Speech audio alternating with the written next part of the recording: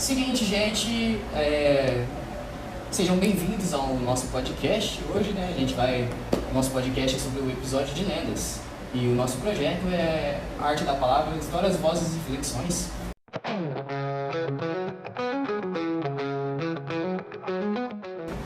Estou aqui, Luiz, Primeira Linguagens, juntamente com Murilo, também Primeira Linguagens. E a gente vai falar aqui um pouco, vai apresentar o tema das lendas, mas a gente tem uma presença aqui, né, ilustre, uma novidade aqui na CITEC, mas que vai ter muito a agregar. Pode se apresentar, professora, e falar um pouquinho de você, sobre a sua história? Sim, em primeiro lugar, quero agradecer pelo convite. Fiquei muito feliz, muito lisonjeada por estar aqui nesse momento, né, e de alguma forma contribuir com esse projeto de vocês, que eu acho muito importante, né? Eu, como professora de História, né, a minha formação, a minha própria opção pela História, né, foi por causa das lendas. Então, quando vocês falaram em lendas, né, fizeram uma proposta para essa entrevista, eu já fiquei super feliz, porque isso tem tudo a ver comigo, inclusive com a minha formação, com a minha escolha profissional. O que você acha que são lendas para você? E como você acha que elas se diferenciam de, por exemplo, um mito ou qualquer historinha que as pessoas contam para o filho ou para um primo, parente? Então, assim, no meu entendimento, as lendas e os mitos, né, os contos de fadas, né, são narrativas, são modelos de narrativas, né, que fazem parte da nossa cultura. Mas entre uma narrativa e outra existe uma sutil diferença, que eu entendo assim. Pegando o mito, né? A função do mito na história da humanidade, ela tinha e tem, né, como, vamos dizer assim, como premissa, como verdade, transmitir assim, uma cosmovisão, uma visão de mundo, né? Então a gente vê lá na Grécia, na Roma antiga, os deuses que criaram o mundo, que criaram a humanidade, tinha deuses do bem, deuses do mal. Então traz assim uma conotação mais filosófica e religiosa, né? Os mitos, né? É uma coisa mais abrangente, né? Todos os povos, em todas as épocas, em todas as culturas, tiveram e têm os seus mitos. No caso das lendas, é uma coisa mais local, mais regional, né? Que está relacionada a eventos ou a pessoas. Por exemplo, aí nós temos a lenda do Saci Pererê. O Saci Pererê, né?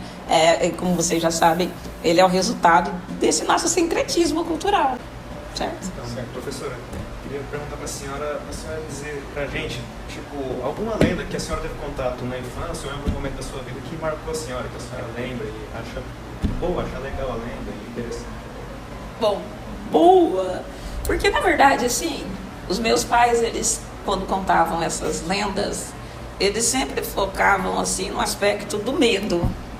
Era uma forma de educar a gente através do medo, né? Então, uma lenda urbana que até hoje ainda existe, mas as crianças já não acreditam tanto, é a lenda do Homem do Saco. Já ouviram o clássico Homem do Saco? Meu Deus do céu, o Homem do Saco atormentou minha vida durante muitos anos, né?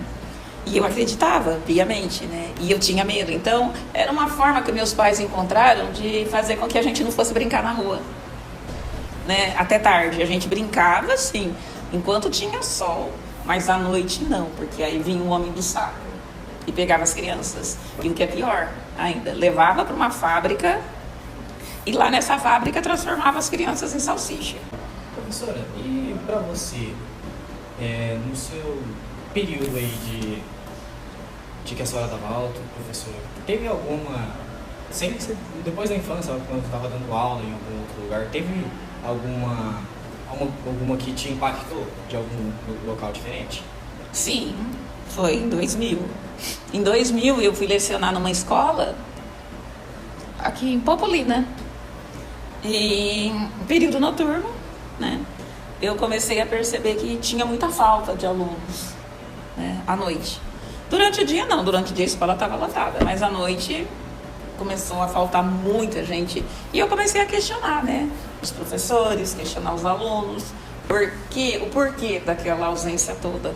Até que poucos alunos, poucos que estavam ali, né, presentes, aí eles foram me contar as histórias, as lendas que eles ouviam dos pais, dos avós, que era a lenda do lobisomem. Então muita gente que vinha da roça, dos sítios, né, ali do entorno da cidade, das fazendas, eles tinham medo, alunos, né, de sair à noite, porque eles poderiam a qualquer momento se deparar com a figura do lobisomem. Então eles não saíam à noite. Então daí a justificativa, não ir para a escola por medo do lobisomem. Isso.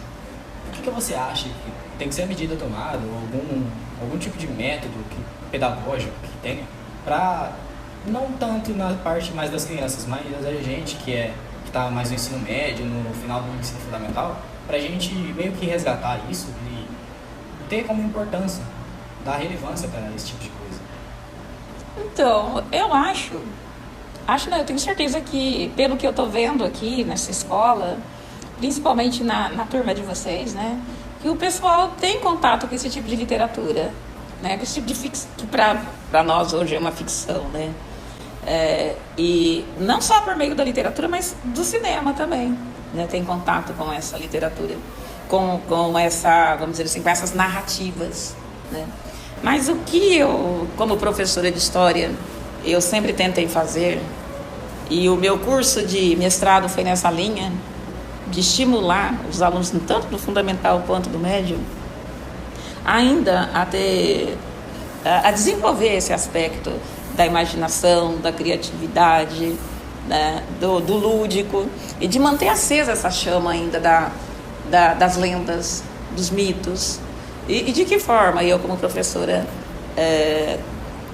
sempre procurei fazer isso, dando espaço nas minhas aulas para que os alunos possam trazer essas lendas, esses mitos, essas ficções, porque elas são importantes, elas fazem parte da formação da gente enquanto membros de uma sociedade, de uma cultura, né? Moldam também o nosso caráter, né? Elas fazem parte da nossa formação enquanto seres humanos, né? E eu, durante um tempo da minha carreira, trabalhando com o ensino médio, eu percebi que tinha alguns alunos que era primeiro ano do ensino médio, eles sabiam muito de história, né? Participavam muito da aula, traziam questionamentos, e eles estavam sempre também trazendo para a sala de aula essa questão do mito, das mitologias gregas, romanas, e eu achava interessante, e eles falavam, e eles ouviam, né? E os alunos ficavam atentos, e eles ouviam, até que um determinado dia eu percebi que esses alunos, eles sempre tiravam notas altíssimas em história. E muitos deles nem tinham caderno, nem tinha livro. Eles simplesmente ficavam ali falando e argumentando e trazendo conhecimento. E aquilo começou a me chamar a atenção. Até que um dia eu perguntei para um deles, né, de onde que eles traziam tantas informações, se eles liam sobre mitologia, sobre história em casa, né? Aí eles falaram que sim, que realmente eles gostavam de história, de mitologia, e eles gostavam por quê? Eles jogavam RPG, que vocês conhecem o RPG. Naquela época, época de 2005, 2006, tinha os manuais, né, de RPG, que ensinavam, né, a jogar o RPG, os personagens, né? Então eles buscavam muita inspiração na história para criar os personagens deles, né? E aí uma vez trouxeram o material, eu vi, adorei, achei fantástico, né? Eles usarem, quer dizer, estudarem história, se apropriar mais desse conhecimento, então, não só da história ciência, né? História com caráter científico, mas também daqueles conheciam através da mitologia, das lendas, né, para poder criar e compor esses personagens do jogo. Então foi aí que me deu um estalo, né? Falei, puxa vida, tá aí, né, um bom método de ensino de história, né? Criar jogos, personagens, mas assim, trazendo a história real para o campo da ficção, para o campo do jogo, do RPG, né? E aí, a partir daí, nossa, as minhas aulas, eles adoravam. E a gente tinha esse momento, esse espaço, tanto no fundo, criava, né? Eu, às vezes, até fora do horário de aula, porque às vezes não dava para fazer isso no horário de aula, mas fora do horário de aula, eles iam para a escola, eles criavam um enredo, eles criavam os personagens, e assim, baseados na história, a história real. Por exemplo, Capitanias Hereditárias, o ciclo da cana-de-açúcar, a Idade Média. Então, o enredo saía dali. Aí os personagens aí era de acordo com a imaginação de cada um, né, da criatividade. Porque aí vocês sabem muito bem que os personagens têm os pontos fortes, os pontos fracos, têm as armas, aí a imaginação rola solta, né?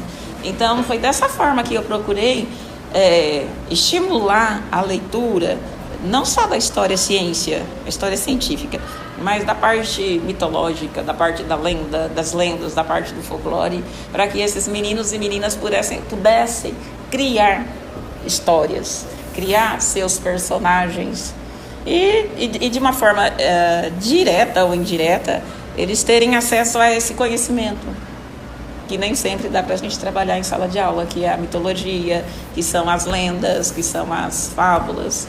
Essa, como professora de história, foi a forma que eu encontrei de estimular essa leitura, o conhecimento dessas narrativas tão importantes na formação do nosso caráter, né? E também daquele sentimento de pertencimento, de fazer parte de uma cultura, de um povo, que elas têm esse caráter, né, de moldar aí a nossa cultura e o sentimento de pertencimento, que é muito importante.